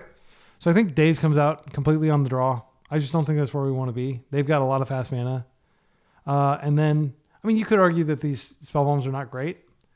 It's Painter. They could be doing Graveyard Recursion. We didn't see any indication that they're playing those. There was a red list that was kind of like Moon Stompy plus Painter combined. And that was won the challenge. One of the big challenges over the weekend. It was like 10-0, piloted by one of the Everyday Eternal podcasters. Very cool deck. I think Beargoyf might be good here. It can survive, Fury potentially. We need to bring in one more card. I think Snuff Out makes the cut. So we've got tons of removal in, which I think we should. Yeah, and our Beargoyfs or our Nethergoyfs are never going to be bigger than 4/5 without the non-spell on, but I think that's probably okay. Oh, actually, they could be with Engineered Explosives in the yard. All right. I probably should have taken out Murktide. Murktide's pretty bad in this matchup. So definitely I'm going to take him out for the subsequent matches. It is a way to close, but Nethergoyf is just so much more effective at closing because they don't have any real things to gum up the board with other than constructs and stuff. Yeah, I think this is a keep. I like the Hydroblast a lot. The ability to fetch a basic island. There is the risk that they just turn one us though. I think I am going to try to get a force hand. Let's mulligan this. Okay, this doesn't have force. This is pretty similar to the previous one. I think we keep and we put back a push. Yeah, and then we just hope that they don't have Blood Moon. If they have it, that's that. Okay, that's a slow start. We'll take it for sure. Definitely tempted to just get a swamp here. Now that we got a Dismember, I'm kind of tempted to just get an island. Dismember, they could still have the... I think it's fine to get a swamp. And then we have next turn, we've got lots of things to do, but I think Thoughtseize is very important early on. That's my instinct. Because they may have kept a mana heavy hand or a hand where everything's depending on one thing, like a Painter Servant. Look at this hand. Grindstone. 3 blasts. Painter Servant. Okay, we're definitely taking Painter Servant. And they can get another thing off their Saga, but that's not a big deal. Okay. Yeah, them getting Painter Servant out would be catastrophic there because they would have had 2 paths to a Grindstone. And it's not something, we have lots of ways of interacting with it. But our goal of this game is basically win off of black creatures and ignore the Pyroblasts. So if they don't find land, or if we find a wasteland, we can just take this out and they'll be pretty dead in the water. I wouldn't be surprised if they just, okay, I am going to go ahead and get the island here. And I'm just going to ponder here and just start eating their Pyroblasts. They should Pyro this. It may feel bad, but it is 100% correct to do that. And we're just filling up our graveyard for when we find our Nethergoyf. Or when we find... we're going to be very far away from being able to cast a Murktide that doesn't die to these. If they find a land, we're in trouble. Okay, another grindstone is fine. These are going to be big constructs if they find a land, but like we're not going to have to worry about land this turn. What they're probably going to do is get like Mox Opal. Okay, Delta is fine. I am going to get a Surveil trigger here. Snuff Out sounds pretty decent. We have so much removal in our hand already, though. I don't think it's correct. Also, we're going to be taking tons of damage from constructs if they find another Saga. I mean, it would be a third form of removal for a Resolved Painter Servant. Okay, they're searching here. Not sure what they're going to get. I think it's probably Mox Opal. Because they need... Oh, Ghost Vacuum. Yeah, that's not a big deal. They're going to need a lot of mana to activate this. And currently there's nothing... Well, they could put their Servant under it and then eventually get a Servant through it. That is something where we can just... Oh, great. Okay, well, we're going to have to deal with this. We are definitely in the market for a Nethergoyf, although Nethergoyf can get shrunk pretty quickly here. Yeah, I mean, we're just going to play this land and we're going to wait, and they're going to gradually slurp up our graveyard. Taking our sorceries first. Well, I'm not going to let you do that to me. I don't actually have any activated abilities in my entire deck other than Engineered Explosives, I think. Oh, Tamio. They can name Tamio the backside of her, but I'm not going to flip her. I mean, I just want her on the table creating as many clues as possible to try to offset the likelihood that she's going to get blasted. Okay, Wasteland. Okay, yeah, Wasteland is an activated ability. That makes sense. So it looks like they're not going to get anything off of that either, which is great for me. Yeah, I mean, I'd like to brainstorm this back. I'll just play this out. This is a pretty dirtily game. They're going to keep hitting our graveyard. Just very slow getting rid of cards in our graveyard, card types. Okay, and now they get to search again. Maybe like the Lava Spur Boots or something like that. I don't know what they would get here. I'd be stunned if they didn't have any artifacts that produce mana. Soul Guide Lantern? Yeah, you can do that. You got our graveyard covered. So now the real path to victory is probably Bowmasters. We do have the ability to Hydroblast their Pyroblast on our Brainstorm, so we can get rid of some of these cards. Okay, they did find a mountain. Force, not what we're looking for. I'm just going to chill. Come on, deck. We did board in a lot of interaction, and we're kind of getting punished because, oh, Barrogoyf would hit their graveyard too. They could start targeting things in their graveyard, I guess. There's the third land. I am really glad that they drew their lands in this sequence rather than drawing the Urza Saga's last. Okay, another Hydroblast. We're just chilling. I am going to hope that this is better than a sixth land. And I'll just hold it for a Brainstorm. They're going to start grindstoning themselves. Oh, grindstoning us? That's fine.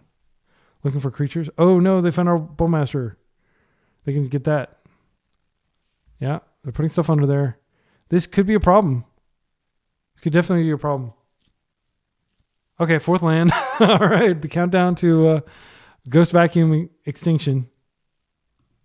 All right, Wasteland. Can't do anything. I think we just hold it. You know, I think I'm going to play it out. If I find like a Engineered Explosives, I can blow up both of these. Or actually, I can blow up all of these. That'd be great. Yeah, they're going to mill us again. Yeah, I don't think this Underground Sea does anything, but there is a world in which this Wasteland does something. Hopefully they get, impatient and pop it just for the Bowmasters, which we can easily deal with. This is probably the least eventful game I've played in like several days. Okay, Murktide is something we can do. They do have... Okay, so let's think. We have 1, 2... So we can do a Murktide. It's just going to be a 3/3. I'm going to go ahead and do it. I'm crazy. We're going to get an Underground Sea. We're going to go blue, blue. Just going to hit our entire graveyard, sure. 1, 2, 3, 4, 5. Now, they're likely going to fight back. And we have double Hydroblast to fight back. But this doesn't even matter. This is just a distraction. I mean, this is like literally a 3/3 flyer. It's the last thing you need to be worried about. I'm going to see how many Pyroblasts I can get them to commit, because Pyroblast is so much better once the actual painter resolves. All right. Okay, they're going to grindstone us again. All right. That buffs our Murktide. Please continue to do that. They may realize, oh no, now I need to kill him. They said, oops. And so I think they did realize that that was not like a great play. They're a soul land away from having their own Murktide here. The One Ring. Unfortunately, I can't force this without having to pitch something. That sucks. I do think this has to be forced though. Okay. Yeah, that would definitely end the game in an unfavorable way for us. Hitting our waist, that's fine.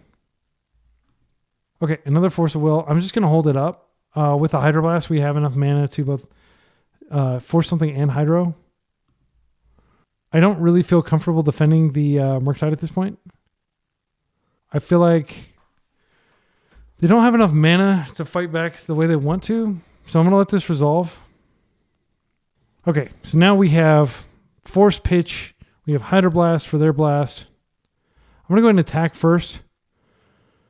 I am afraid that they have enough interaction that they can stop us from stopping them. Let's see if they pass priority in our instep. They do. Okay, so I'm going to go ahead and attempt to push here. And I think this will elicit a blast, which will elicit a blast. Oh, okay. Or they could try to grindstone us here, which I can just dismember now. I'll use the Wasteland for this. I'm going to keep all my mana up just in case I need it for some reason. I don't think our life total is that important. So now it's going to die. They can put it under the Ghost Vacuum and play it out, which is pretty scary. Okay, so now they are milling us. Actually, we can't win if they Ghost Vacuum because we used our removal already. We had to use both our removal spells. That sucks. Yeah, maybe we should have waited and passed, but I was like, oh, they're going to have all these Pyroblasts up and stuff. Yeah. Maybe I screwed that up. Yep, they have Ghost Vacuum now. Oh, Fury? So, if we counter this, they'll blast it, and that's maybe good for us. I don't want to deal with this. Yeah, I think this is probably actually game if this resolves. Wait, they're going to get a copy from Ghost Vacuum too? I think we're pretty screwed, actually. This Ghost Vacuum was like really impactful. They have at least 2 Pyroblasts in hand, so I can't imagine this doesn't get countered. Okay, so this gets countered. So we could force again, and then we're like literally nothing, and then they can just Ghost Vacuum it right back. It does give us an attack, but I think what's going to happen is they're almost certainly just going to... Yeah, I think we have to let it go. It's possible that they like do something where they tap out and then we don't have to worry about the Pyroblast. We might draw a Thoughtseize, but that would actually be a really bad draw because we're almost dead on board. Another Murktide would be good because we could force to defend, but they can just create the Ghost Vacuum and they don't have enough mana. They're taking our Murktide. That's fine. Yeah, they're going to be able to produce blockers and do all kinds of stuff with this. So this Nethergoyf is puny. I think we just concede. I can't imagine a world in which we win here. Maybe they go for the Tamio here. Okay, so here's what I'm going to do. I'm going to play this out. So I got Force Man up. I'm going to Tamio. We're going to see if they kill that. And then we have Force Man up. Actually, I think I'm also going to play the Nethergoyf. Just bait them into interacting somehow. I don't think we have a chance to win. Like the only chance is they screw up really badly. But they're pretty low on time as well. They're like the same time as me basically. So maybe the final game comes down to like time pressure if it's another grinder like this. No pun intended. Because they can just Ghost Vacuum. And then they don't have enough mana to activate Grindstone. I'm just going to let this through. I think the critical mistake was not waiting for them to... let's see. Yeah, they named blue, so it didn't matter. They had so many Pyroblasts. Okay, here it comes. 6 mana. Okay, they get creatures of all those different types. They get a Bowmaster Ping. They get to amass. They have a big flyer. They can't interact with our graveyard anymore, though. Engineered explosives would be great here. Hydroblast. I do think that they can just stop our Hydroblast. We can block all these. Yeah, I think actually that's the play. I'm going to cast this. I'll hit this. For some reason, they forgot to put their own Painter Servant underneath the thing. So we actually have a prayer now that they did that. They made a huge mistake there. All right. We took care of the Fury. These other cards, not that big a deal. They can attack in, but we can block profitably and kill one of them.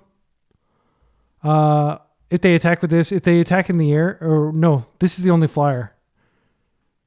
It probably won't matter. They'll probably just draw something that ends the game. But they gave us a window by not putting their own painter under there. Okay, they're legend ruling their City of Traders for an Urza Saga. If we find an explosives, that might do it. I don't think it will. We need to find a Bowmaster of our own. That deals with a lot of these, and that buys us a turn. Oh, they both have flying. Okay, I missed that. All right, well, we're probably dead. Yep, this kills us if we ponder. I'm going to concede. All right, that was a grinder. We got 8 minutes. Let's. I think Days might come back in. I definitely felt that Snuff Out was like it was just sitting in my hand the entire time, and that's not what you want. Now Spellbound wouldn't have done anything there. I haven't seen any use of their graveyard at all. I don't think it sounds right.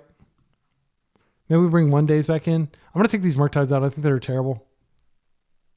So maybe Snuff Out comes back in and maybe 1 more Days. And we're just going to play like really aggro, hoping to Nethergoyf and Bowmasters them. I mean, if we're playing really aggro, this isn't very, like, we don't have the most aggro cards in our deck.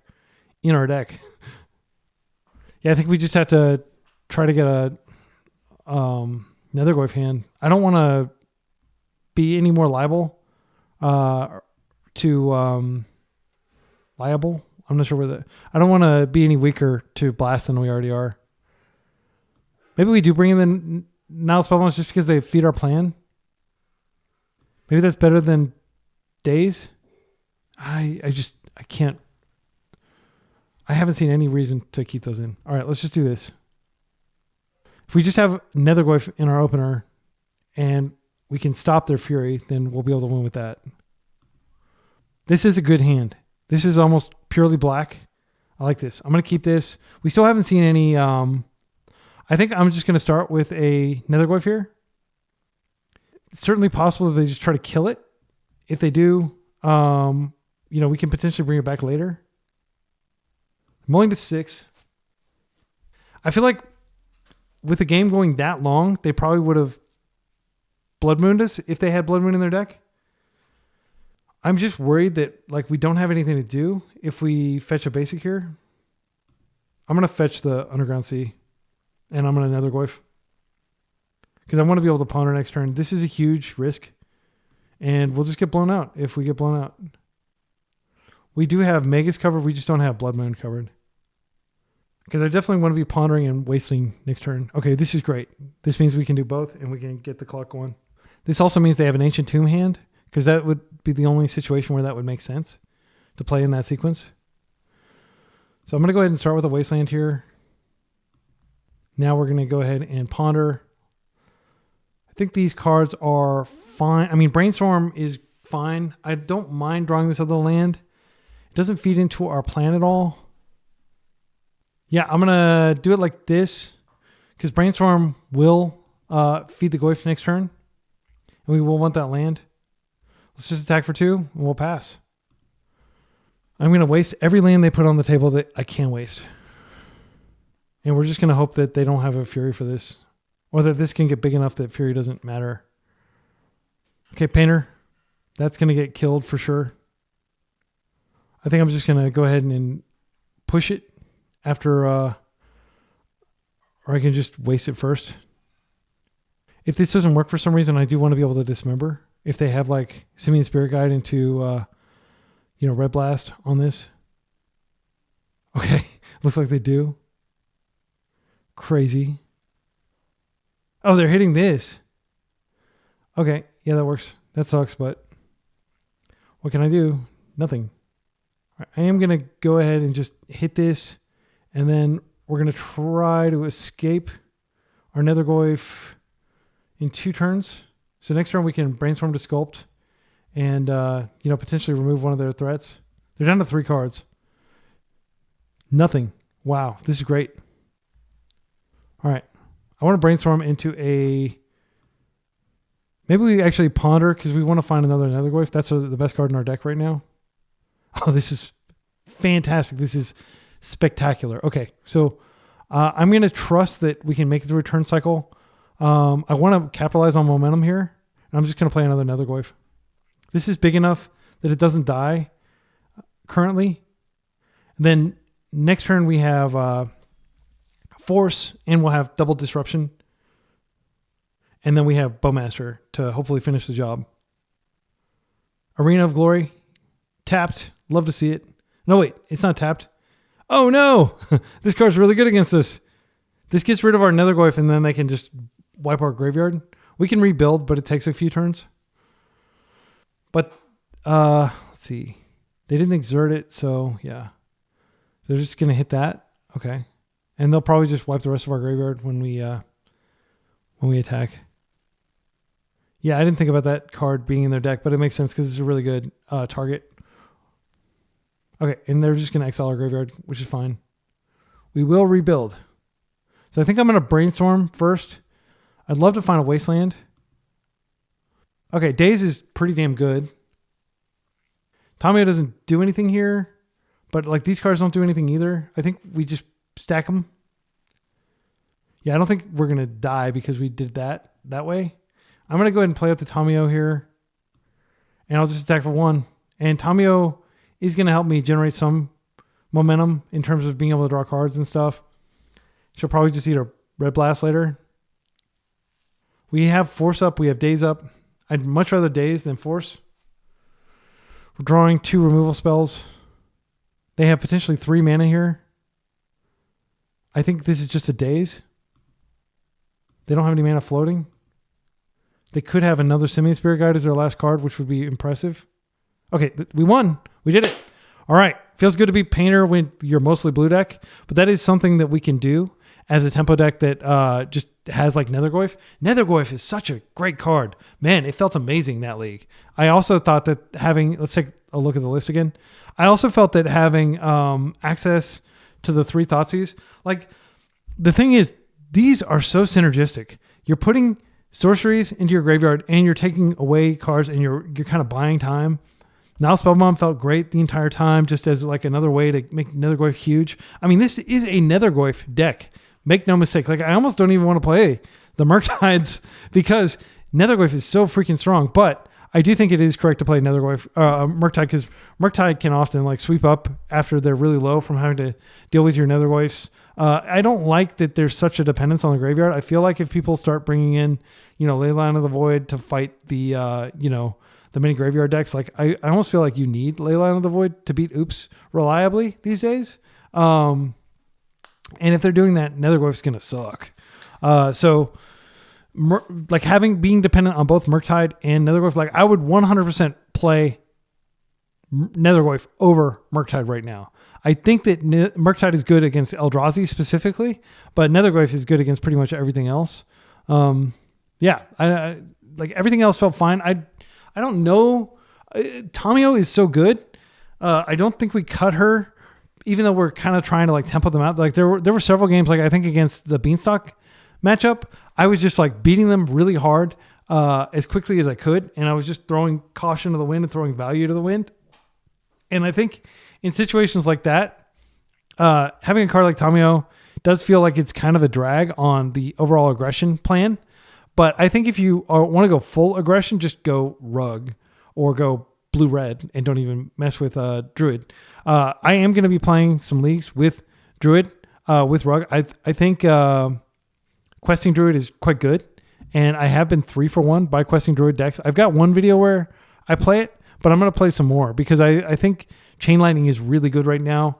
And I'll show you the list that I'm thinking about. Hang on. All right, here's what I'm thinking in terms of Rug, Delver, Burn. And I think the Burn is the way to go. Like Questing Druid, you want to make sure that they're spells that you can immediately cast. And you can immediately cast spells that can target your opponents. You can't necessarily immediately cast spells like Unholy Heat, I think is the one that they usually use. Yeah, and by bringing the sorcery count up, so what we're really doing is we're just taking away a Murktide. So we've got 14 creatures, which is pretty light on creatures. Usually Delver goes 15, but I want to make sure that our instant and sorcery count is high enough to reliably flip Delver. And then what we're doing is we're cutting a fetch. So we're down to 8 fetches instead of 9. And then we've got the Trop.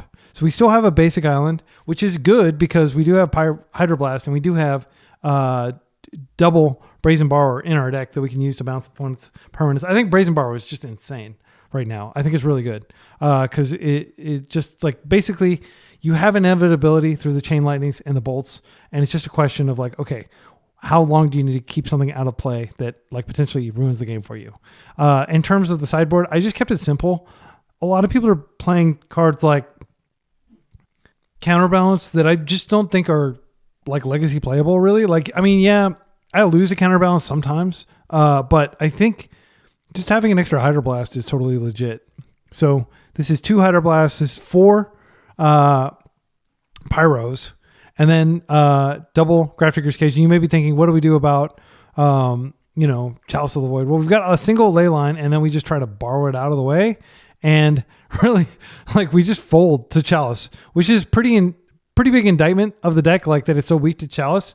I mean, you could argue that maybe we should be playing a second Meltdown just specifically for Chalice matchups, but Meltdown is really bad against Eldrazi. We could be playing a card like Ancient Grudge, I think, will kill something and then it'll flash back. So you could potentially deal with double Chalice that way. I think one of the things that when you play this version, the green version, is you don't get access to one of the better removal spells that's been printed over the past few years, which is volcanic. It's like magma, something. It's in the sulfuric. Let me look it up. Molten Collapse. That's the name of the card. Okay. So you don't have access to that. So Molten Collapse does give you a little bit of range against Chalice. Unfortunately, we're going heavier on just like having a lot of red and less on black. I mean, you could argue that Grixis might be good right now just because you've got answers like to their Bowmasters in your own Bowmasters, and you can play Snuff Out, which is a good card as well. But yeah, I think this is probably the best Delver build or something like this. Like everybody else plays 3 Murktide Regents, and I'm only playing 2 here. You could argue that it's correct to play 3 and then to just play 3 Chain Lightning, and I could get on board with that, but that does reduce the reliability of your Delver, and it does reduce the reliability of your burn amount planned, because if they have even 1 life at the end of the game, you've failed to burn them out, right? Like, so having the critical mass of burn spells can make the difference. But I do think Chain Lightning is the best kind of like alternative to Lightning Bolt. Like I do think it's better than playing cards that can only target creatures, specifically because Questing Druid doesn't give you the luxury of waiting around. You have to cast it immediately. So Questing Druid does function as kind of like Murktide's 3 and 4. So yeah, I mean, like, I think I'm just going to play like this. I know nobody else is playing it like this, and probably people are like, Sakura Bleu, Murktide. But I feel like Chain Lightning is really good right now. So this is how I'll play it. But let's go back to the list that we played the league with, shall we? Nothing really to report here. Kind of felt great coming out of the board. We didn't ever get Beantalk actually doing anything, but I do think he is a good card, and I'm not just saying that because I spent $20 on tickets to buy him. I think he's genuinely like good, and it's good to have one on the sideboard, but Kaito is so much better against control than Beantalk. It's not even funny.